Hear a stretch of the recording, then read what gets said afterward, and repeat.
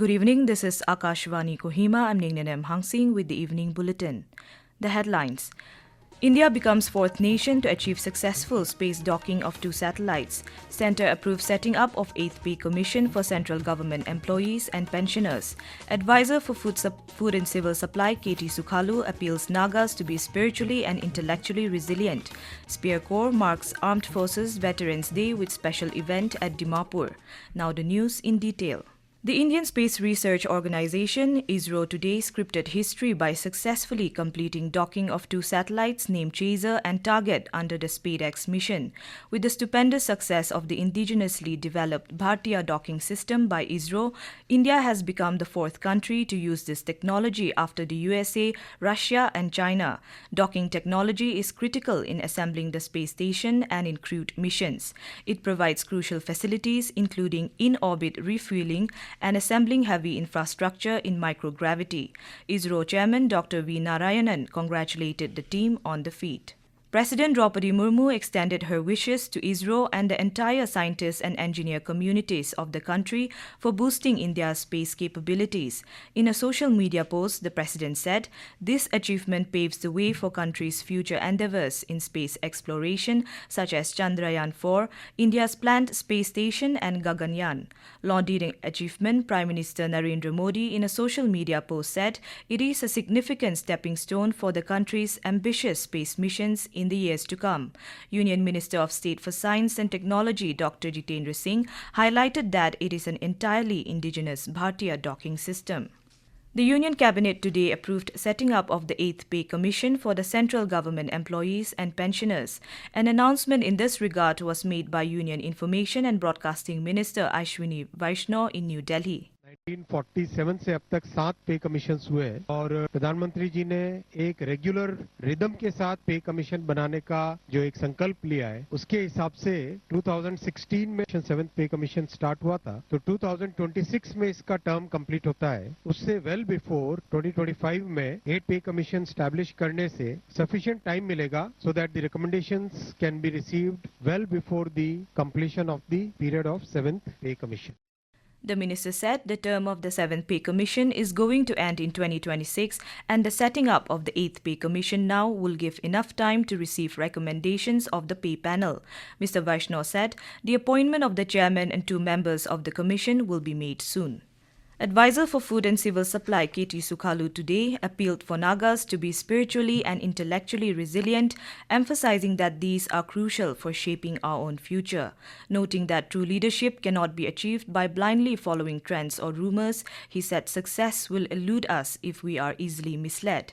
Mr. Sukhalu was addressing the second day of Sungkamnyo Kam Mini Hornbill Festival at Pungro, emphasizing the dangers of misinformation and fake news, particularly with the rise of social media and artificial intelligence. He stressed on the need to be cautious about what we choose to believe and share.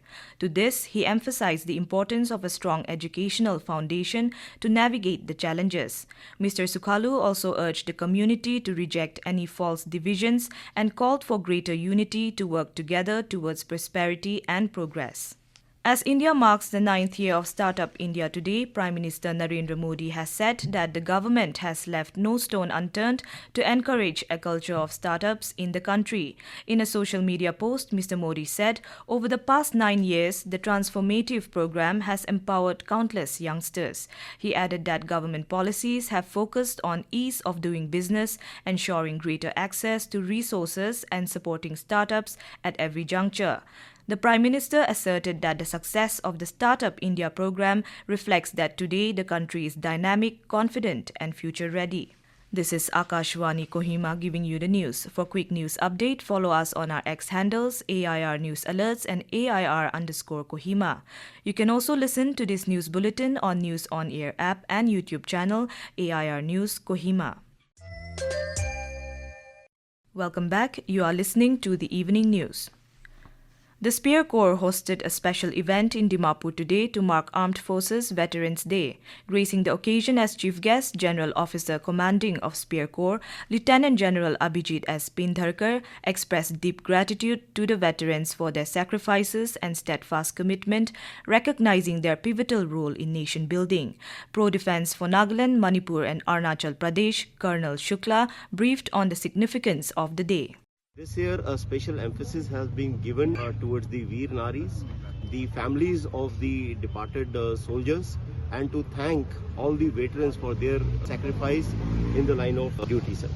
This year also, a lot of initiatives towards the one rank, one pension related issues regarding the recruitment schemes for the ex-servicemen. Also, the ECHS facility. Now, it is further extended in Nagaland. We have 3 welfare nodes, you can say, based one each at Kohima, Dimapur and Mokokchung.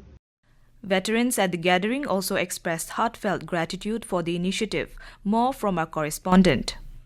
The Armed Forces Veterans Day, hosted by the Spear Corps Dimapur, saw an overwhelming participation of over 300 veterans, serving officers, Veer Naris and their families from Dimapur and surrounding areas, creating a platform for interaction and celebration. A vibrant cultural program further added to the celebratory atmosphere. During the event, the GOC felicitated Veer Naris and senior veterans, acknowledging their relentless service and sacrifice for the nation. Arun Longkumar, Akashvani News, Kohima. Minister for Roads and Bridges, G. Kaito Aye, has called for unity among Nagas in the spirit of celebrating festivals. Addressing the concluding day of Sukhalu festival yesterday, he asserted that even in ancient times there was unity, love and oneness through forgiveness.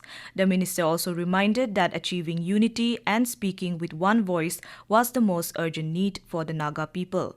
MLA and Sukhalu host Kujoluzo Azonyenu urged the youth to lead lives in honesty and hard work to earn a respectable livelihood. Highlights of the celebration included folk dances, competitions on traditional fire making, weaving, matchbox bean game and greased bamboo pole climbing. Governor Laganesan has extended warm greetings to the Kuki community on Mimkut Festival. He expressed hope that the celebration of gratitude, unity and renewal would bring abundant blessings, prosperity and happiness to the community. As the festival honors the harvest and pays homage to ancestors, the governor called upon everyone to embrace the spirit of togetherness, cultural pride and harmony. He wished that the traditions of Mimkut inspire all to cherish one's roots, strengthen bonds and work towards a prosperous future. On the auspicious occasion, the governor wished everyone good health, happiness and prosperity. Chief Minister Nipurio has also conveyed Mimkut greetings to the Kuki community. Taking to X, he hoped that celebration of the post-harvest festival of Thanksgiving and paying homage to the ancestors would strengthen bonds of love and brotherhood. Mr. Rio wished everyone a prosperous year ahead. President of Indonesia, Prabowo Subianto, will be the chief guest at the 76th Republic Day celebrations this year. At the invitation of Prime Minister Narendra Modi, President Subianto will pay a state visit to India on the 25th and 26th of January. According to the Ministry of External Affairs, this will be the Indonesian president's first visit to India since assuming office in October 2024. And now to round up the news, the headlines once again. India becomes fourth nation to achieve successful space docking of 2 satellites. Centre approves setting up of 8th Pay Commission for central government employees and pensioners. Advisor for Food and Civil Supply KT Sukhalu appeals Nagas to be spiritually and intellectually resilient. Spear Corps marks Armed Forces Veterans Day with special event at Dimapur.